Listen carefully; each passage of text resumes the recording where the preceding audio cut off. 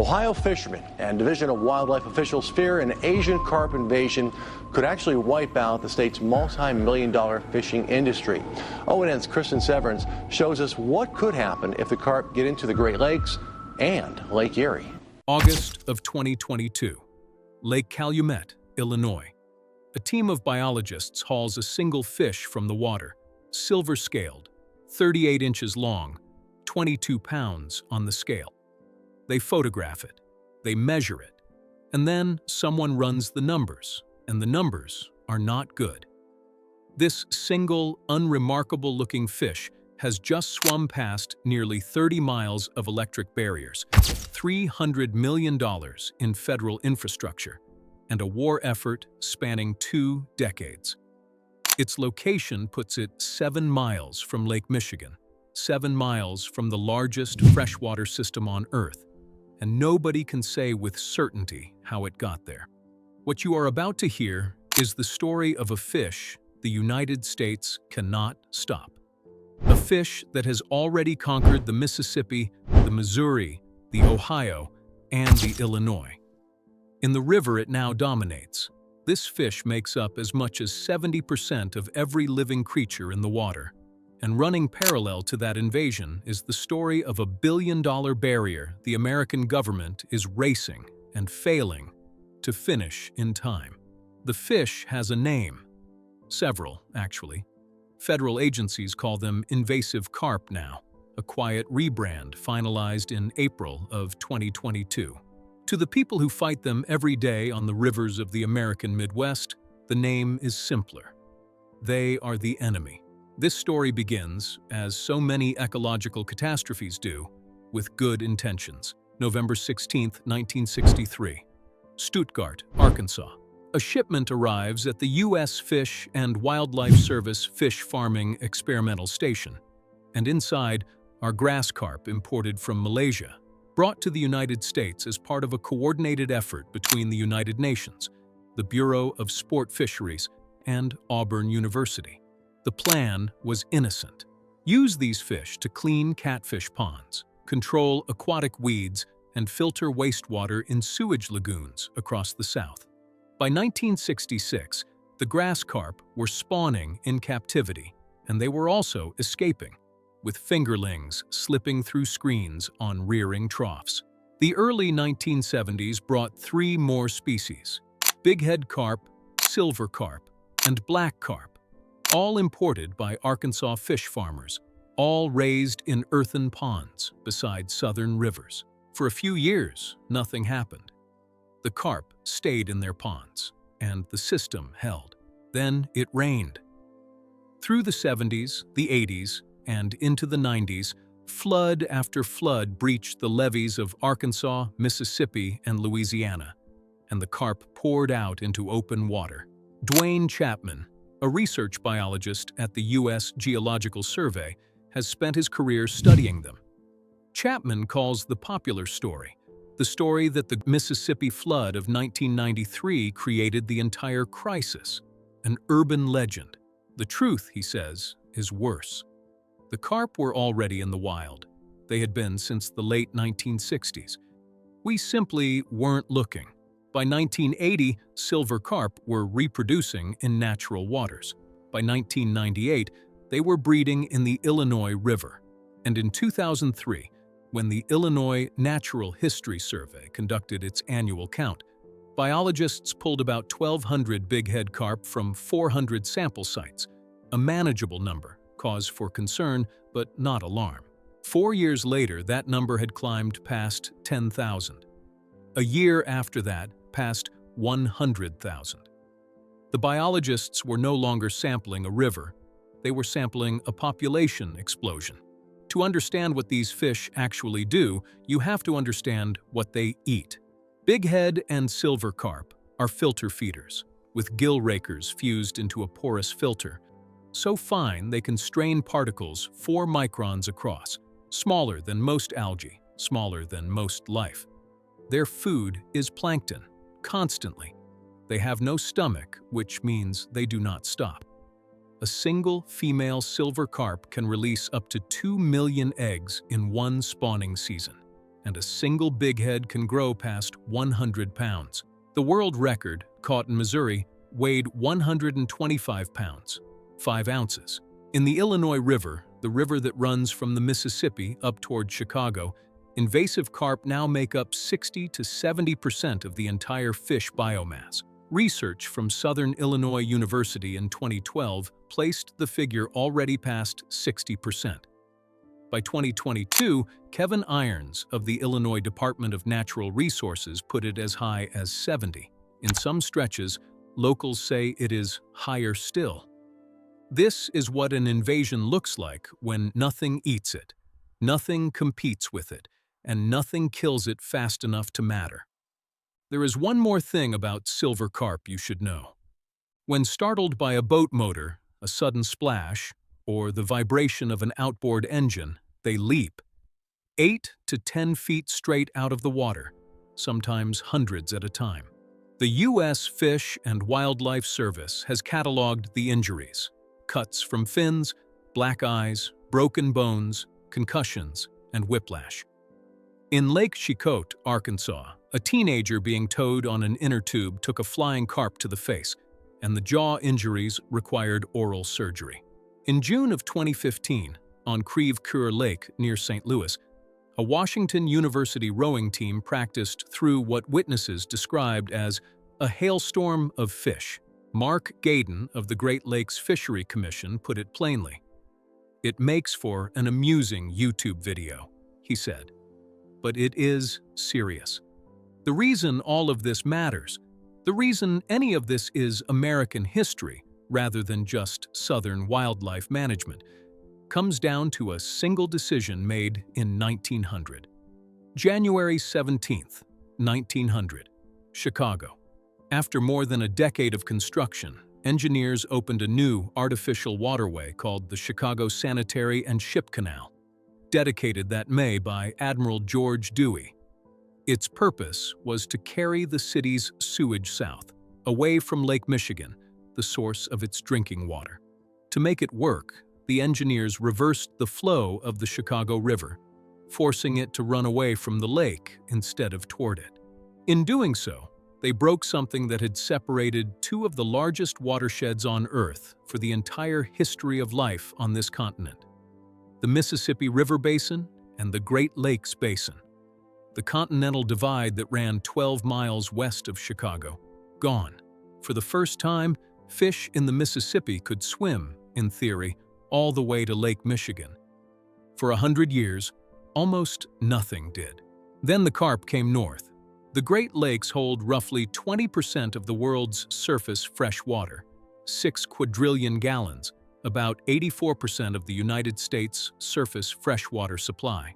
They contain 177 species of fish, and they support a fishery valued by Congress and the Great Lakes Fishery Commission at nearly $7 billion a year.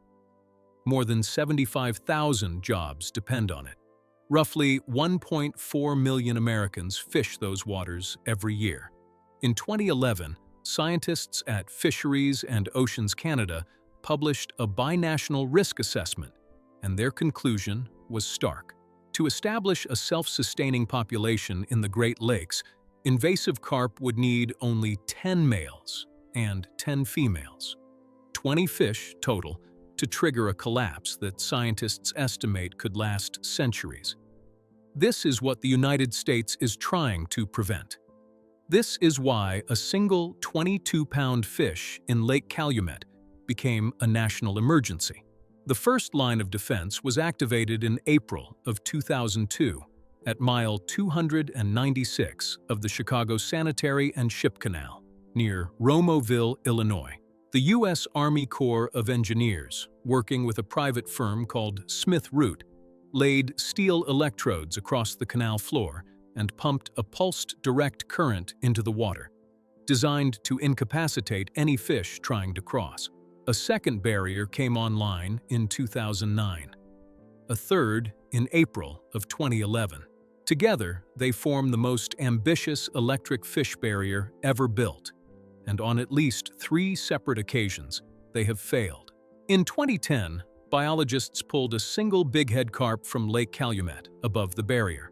In 2017, they pulled a silver carp from below the T.J. O'Brien Lock, 9 miles from Lake Michigan, above the barrier. And in August of 2022, the 22-pounder, 7 miles, above the barrier.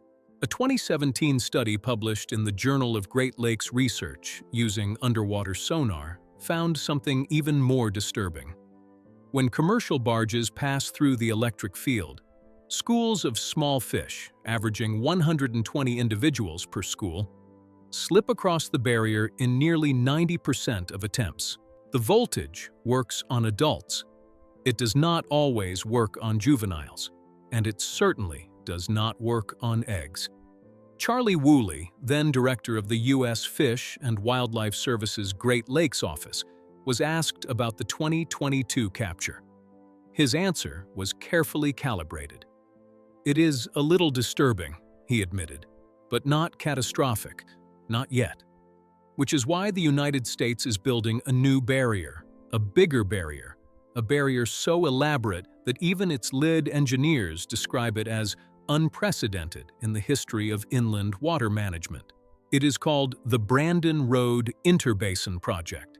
Located on the Des Plaines River near Joliet, Illinois, about 30 miles southwest of Chicago, Brandon Road sits at what the Army Corps of Engineers calls the critical pinch point, the single choke point between a watershed dominated by carp and a lake system not yet conquered. The plan is layered: a new electric barrier, underwater speakers projecting frequencies designed to repel fish, an air bubble curtain, a flushing lock that purges any fish that slip into the chamber, a leading-edge mechanism to prevent carp from hiding in the gaps between barge hulls. All of it operating 24 hours a day, forever. The cost runs around $1.15 billion, with some estimates closer to $1.5 billion. The federal government covers 90%. Illinois has pledged $50 million. Michigan, $65. In January of 2022, the bipartisan infrastructure law allocated $226 million to begin the work. On July 1st of 2024, Illinois, Michigan, and the Army Corps signed the Project Partnership Agreement. On November 27th of that same year, the Corps awarded the first construction contract, $15.5 million, to Miami Marine Services and Michelle's Construction. Site preparation began. It was, in the words of Molly Flanagan of the Alliance for the Great Lakes, a big day for the Great Lakes. It did not last. December of 2024 brought an administrative review of the project from the new federal administration, and the funds froze. On February 11th of 2025, Illinois Governor J.B. Pritzker postponed the formal property closing, the transfer that would have allowed full construction to begin. "We cannot move forward," Pritzker said, "until the Trump administration provides more certainty and clarity on whether they will follow the law and deliver infrastructure funds we were promised." May of 2025 brought a White House memorandum titled "Protecting the Great Lakes from Invasive Carp." Funds appeared to be released, construction resumed, and the first contract was completed by July. December of 2025 paused everything again. Another administrative review, another freeze, this one extending to $13.6 million in Illinois carp removal grants. By March of 2026, the governors of Illinois and Michigan were publicly pleading with Washington to release the money. Jason Smith, the project's senior manager at the Army Corps, has revised the timeline accordingly. The leading-edge deterrents, the first line of the new defense, are now scheduled for the summer of 2028. The flushing lock will not be operational until the fall of 2031 at the earliest. The full engineered channel will not be complete before 2032. 8 years of construction. 26 years since the first electric barrier was activated.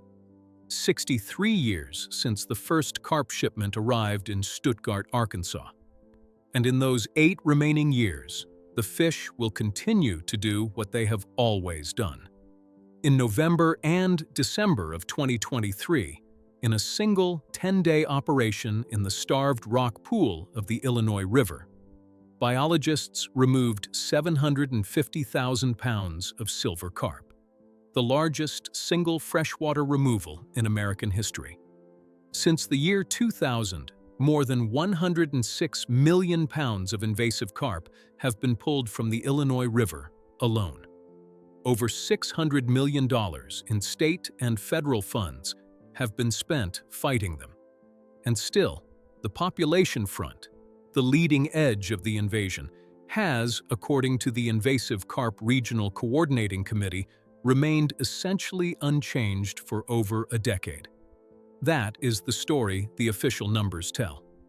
The story the eDNA tells is different. In 2024, in the journal Environmental DNA, researchers led by David Lodge published a quieter conclusion. The persistent positive readings of carp DNA above the electric barriers year after year suggest something the official monitoring cannot quite admit. Multiple invasive carp may already be there. They may already be moving through. The United States built a billion-dollar barrier. It is not yet finished. It may not work. And the fish, patient, prolific, indifferent, are still coming.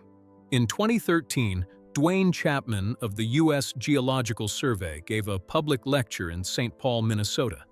Someone in the audience asked him, given everything he knew, given everything he had seen, was the fight already lost? Should boaters give up on the Great Lakes? Chapman thought about it. Then he answered with one sentence, "I wouldn't sell my boat yet." That was 13 years ago. The boat is still there. The lakes are still there. The barrier is still being built.